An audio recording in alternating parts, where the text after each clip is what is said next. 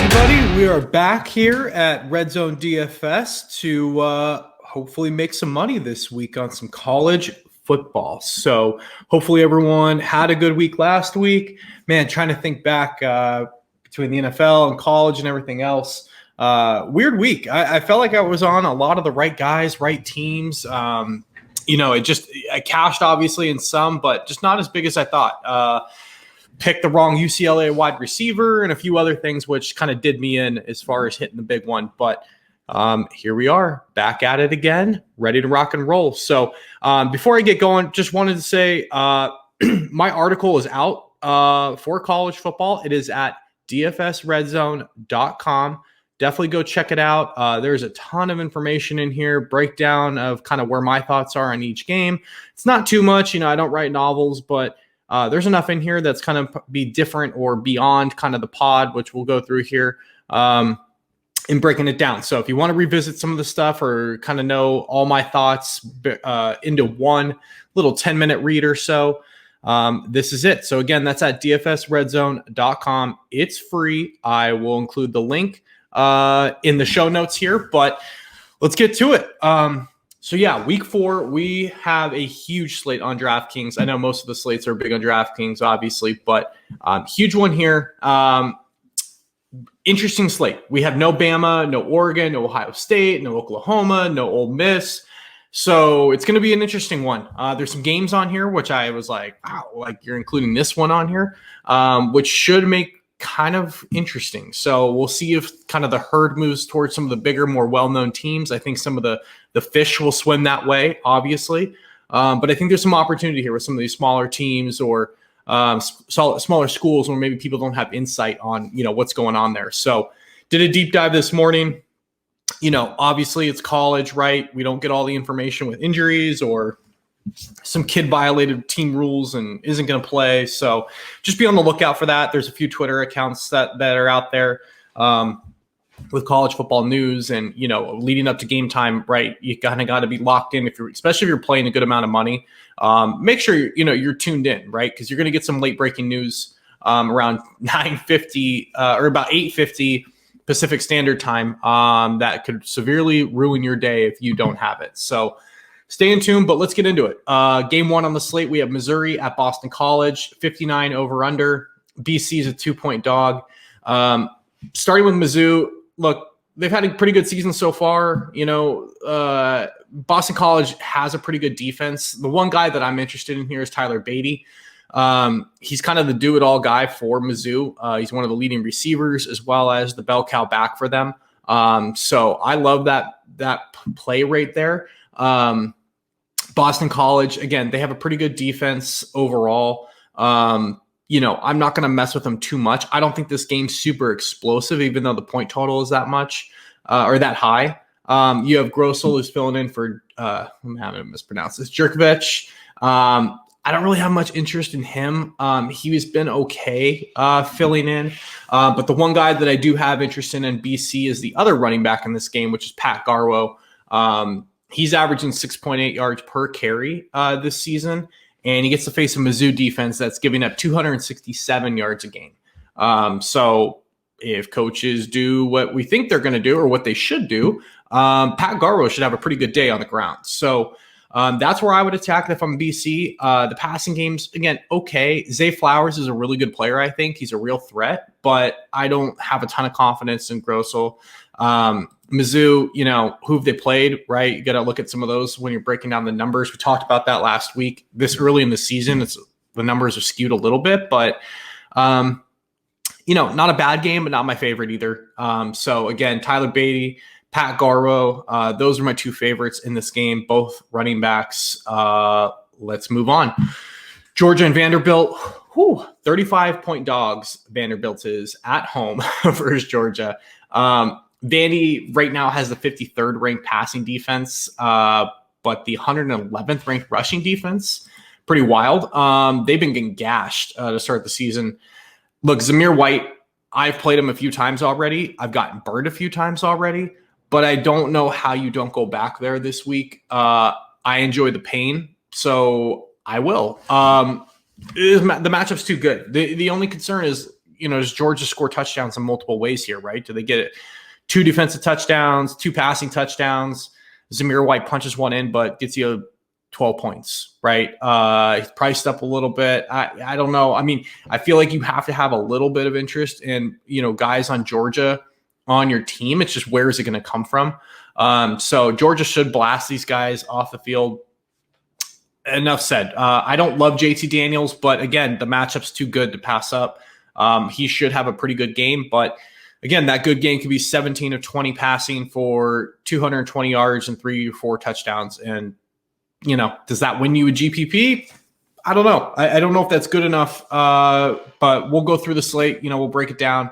But yeah, I mean, Georgia should crush. So, you should definitely have them on your radar this week. Vanderbilt, I don't really have any interest here in Seals or the running backs. I mean, Georgia probably has the best defense in the country, or one of them. I think you could make an argument for Will Shepherd or Cam Johnson or Chris Pierce, who are some of the receivers, just because they're going to be trailing. Vandy's going to have to throw the ball apparently to somebody. I'm not expecting any of you guys to, blow the roof off the thing. But again, you're going to give me 3-4K receiver on DraftKings who could go 10, 12 points. Like, it's something to at least keep in the back of your mind when you're building lineups as kind of that final piece, possibly, if you need some salary savings. So that's pretty much all I got there. Again, Georgia's in a smash spot here. You should be on them.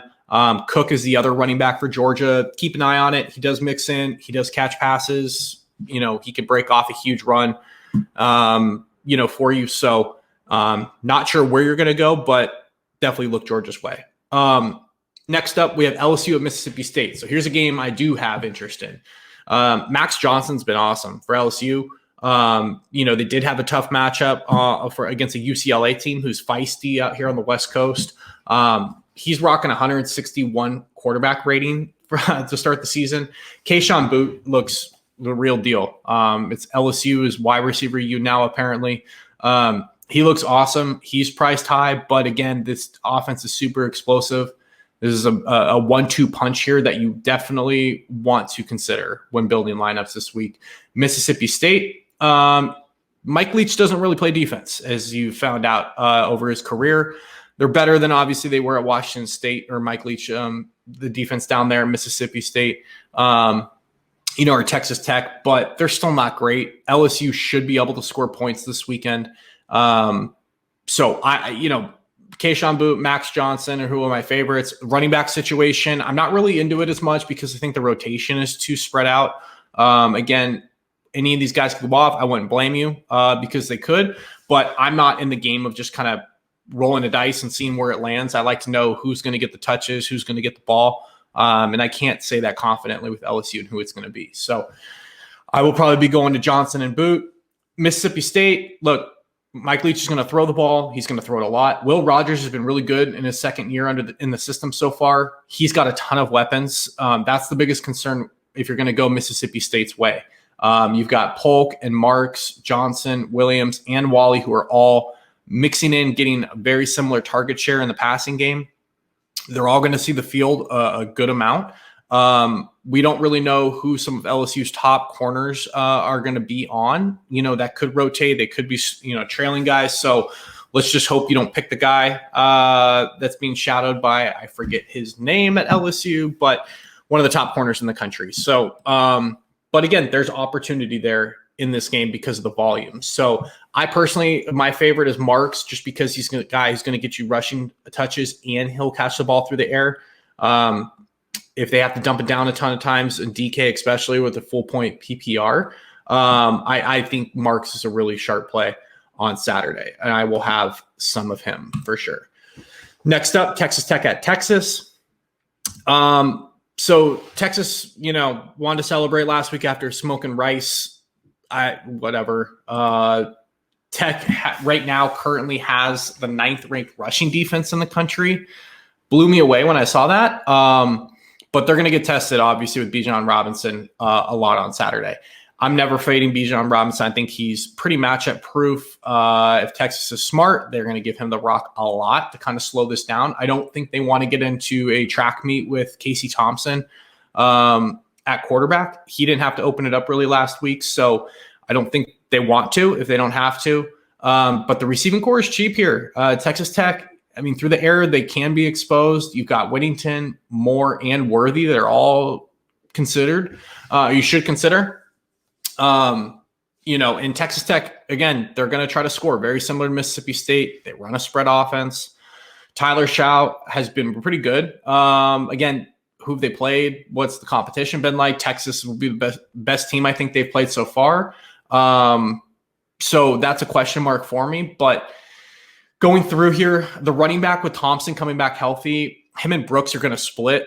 Again, I don't love the split backfields because if there's a guy who gets a hot hand and you're on the wrong one, and your day is pretty much finished there. But both are solid. If that's who you have to go to price wise or whatnot, like I don't mind it. But I'm going to personally, if I go here, we'll attack through the air. Ezu Kanma, I think I said that right. Probably not. He's the lead dog at the receiver position for Texas Tech. He's going to be your guy if you're going to stack with Shao. And then there's Kuntz and Geiger as well, who will mix in. So if you're going to go to this game, I wouldn't blame you. 62 over under. Texas is a 8.5, 9-point favorite. So we should see some fireworks here. It'll be interesting to see kind of where the popularity and chalk goes with this game. But I have a little bit of interest for sure. Next up, SMU at TCU. So Tanner Mordecai is, SMU runs a pretty prolific offense, right? They're going to push the ball. TCU's defense is about average, but SMU is going to score. We know this. Similar to Mississippi State, there's a lot of mouths to feed out there. You've got Danny Gray, Reggie Robertson, Grant Calcaterra, and Rashee Rice, who are all guys I have some interest in. They've all had their games. They've all had a lot of playing time, target share, everything you can ask for, right? 4 or 5 guys on the same team is brutal to try to figure out who to go to. But my gut tells me if you're going to go this way, take the quarterback, and I would maybe go 2. You could go full game stack if you think SMU is going to blast them. I wouldn't hate that. I think there's a very strong possibility they can go 40, 50 points here on Saturday. TCU is a big favorite, but I don't know, man. I kind of have a sneaky feeling about SMU covering the spread.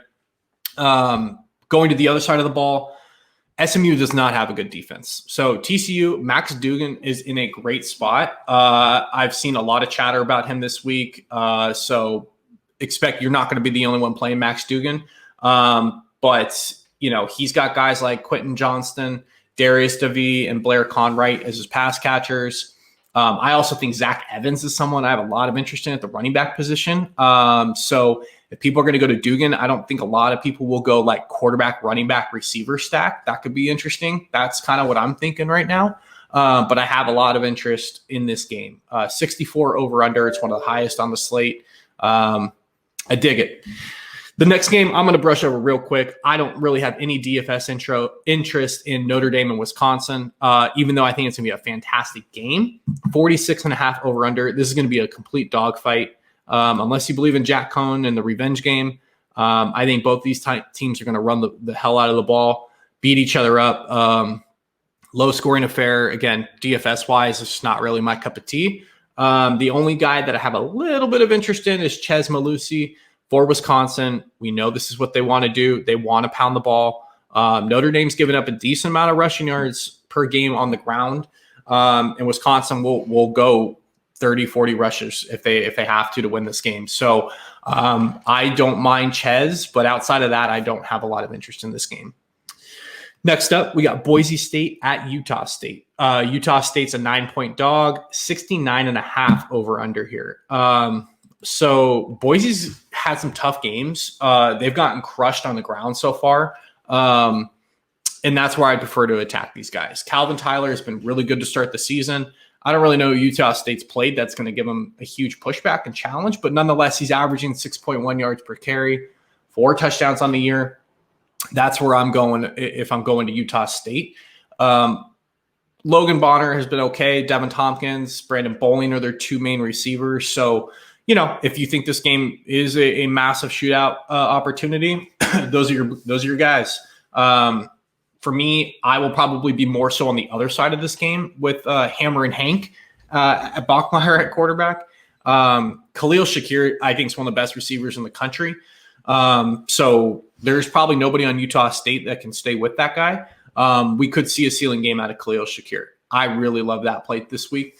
And even if you're not full game stacking, he's a one-off that I feel like I need to get in most of my lineups. So Khalil Shakir, you also have Octavius Evans if you want to get a second guy in there. The running back position for Boise State's completely a mess. There's like 4 guys who get carries there. They're all pretty good, but again, excuse me, where are you putting your money, right? I'm not going to roll the dice and try to guess who it's going to be. Next up, we have Texas A&M at Arkansas. Sorry, one sec. 48 over under. Arkansas is a 5.5 point underdog. Texas A&M, Isaiah Spiller is the guy I probably want here. Achane, the receiver for A&M, is questionable with a concussion. Through the air, Calzada, look, he's looked better since he got thrown into the role. But I'm just not quite sure. That's really where I want to attack, man. Excuse me. Arkansas is a really good team. We saw it against Texas. They absolutely torched them and manhandled Texas a few weeks ago. Anais Smith is questionable after leaving last week. I'm sorry, I messed that up. Anais Smith is the guy questionable with the concussion. Achane is the other running back outside of Spiller. So if I'm looking at this game, I'll probably go to the ground. The other guy that I really have some interest in is if Anais Smith misses, Desmond Demas is a 5-star former recruit. He finally got in the game last week and went off. Had 100 yards receiving. I think it was on one long catch was most of it. But nonetheless, he's a burner. He's a guy they've talked about quite a bit, Jimbo Fisher, this week. He's a really sneaky play, and he's cheap. So if you're looking for a one-off on Texas A&M side, that's the dude, I think, this week. Arkansas. So A&M currently has the number 1 passing defense in the country. The Razorbacks' toughest challenge yet, for sure. But KJ Jefferson's so cheap, and he's been awesome. He's 5,700. I feel like I have to go here. I mean, 5,700 has to be considered for a guy who's a dual threat quarterback, and they've just got it going on, Arkansas. If I'm stacking it up, Treylon Burks at receiver is who I pair him with. On the ground, Treylon Smith has been really solid as well, and so is Sanders. So sneakily, Arkansas I kind of like in this game. They're at home. They don't have to go to A&M, which I really like. A&M's got a really good home crowd and home field advantage. So I don't know. Arkansas is sneaky. Watch out. But KJ Jefferson is a guy that I have a lot of interest in. Next up, Florida State. Holy smokes. Did we ever think we'd see the Seminoles a 2-point dog to Louisville at home? Look, Mackenzie Melton, Josh Corbin, those guys really screwed me last week. Corbin fumbled early in the game. FSU started rotating other guys in. Milton couldn't get it going on. I just can't go here. I can't put another dollar on Florida State probably this whole season. They're a complete train wreck as a program. I'm just not doing it. If you want to go there, go for it. Be my guest. You can score points on Louisville, but I just won't do it. I think they're a terrible football team, Florida State. So Louisville, on the other hand, if they're that bad, I do have interest in Malik Cunningham. He is one of my favorite plays this week. He is expensive, but he's another guy who can torch you through the air, on the ground. Jalen Mitchell is very much in play as well. They give up a ton of yards on the ground. If you're going to stack it up, Marshawn Ford at receiver is my favorite. Then you have Watkins and Johnson, who are also pretty cheap, but they had 3-4 catches each last week. Again, I don't see how Louisville doesn't blow this one open. I have no idea how Florida State's only a 2-point dog here. I think they get run out of their own building. Next up, Clemson at NC State. I have no idea what happened to Clemson's offense. I thought Ugalele was going to be, a great player. He still may be. He's young, but damn, he does not look sharp. That offense is really struggling to get anything going. I saw that they have one of the fewest point total, I think, scoring totals like in the country so far, right there with like Miami and some of these other teams that have just been trash. So I don't know. I can't do it until I see it. I think NC State's got a pretty solid squad. The only guy in Clemson that I'm interested in having some shares of is Will Shipley, who's the running back who got named full-time starter this week. He's at a pretty reasonable price, and for a guy who's going to get the majority of touches, again, I have to consider that at the running back position. For NC State, Clemson still boasts one of the top defenses in the country. This is why they're still winning games. It's the only reason they're still winning games. It's not a team I really want to attack. They've got good running backs. I think the team's pretty good. But, again, I think Clemson will just be really happy to escape this game 14-10. And that's it. They'll just go home. Dabo will just try to figure out the offense next week. So I'm off of this game. I don't love it outside of Will Shipley. On to the next, Iowa State at Baylor. So this one's the one I'm going to do more digging on. It's a 47.5 over under. Baylor's a 9-point dog. Look, both these defenses are ranked really high. They've both been really good to start the season. Iowa State always plays some really weird games like this where, I'll just be honest, this game could end 10-7 or this game could end, 55-52 in triple overtime. That's just Iowa State. They're weird. Baylor's got a pretty good squad. You've got Jerry Bohannon there at quarterback, Snead and Thornton at receiver that have been good. Ebner and Smith at running back have been fine. So they've got some weapons. Iowa State, obviously, Brock Purdy is at quarterback who's good.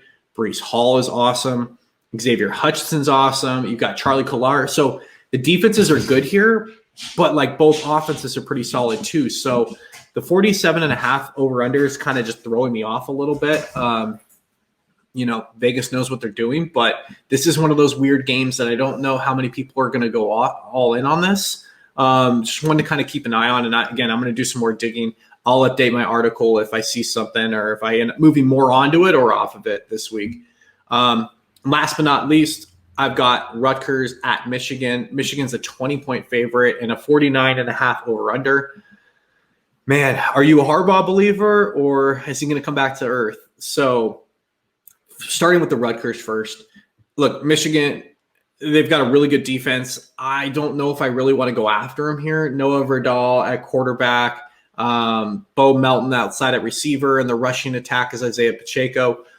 I like Pacheco. I think he's a good player. I just think Michigan's defense is really good. But Harbaugh always finds a way to – there's somewhere in the season that slips up, right? And I feel like this is Rutgers' Super Bowl this week. Greg Schiano is back. He's trying to get this program on the map. He is going to have these guys ready to absolutely run through a brick wall. The Rutgers are top 50 rankings right now in both run and the pass. I don't know. I mean, can they not play good defense and come up with a few trick plays? I have not been impressed by Cade McNamara. Haskins and Corum are really good at running back. I have some interest in Corum for sure, but I don't know. This feels like a very weird trap game, and we'll see if Harbaugh can survive it. There's always one on the schedule that trips him up, and then the whole season goes down the tank. Does the glass slipper stay on for the Michigan football team? We'll find out. 20-point favorite is big. I actually like Rutgers in the points here, but we'll find out how for real they are. So that's really it. I have my top favorite plays in the article at the bottom. So again, it's free. All you got to do is sign up to get access to the site, but there's no cost to it. So don't see why you wouldn't. We have college. We have NFL content on there. Yeah. Until next time, later.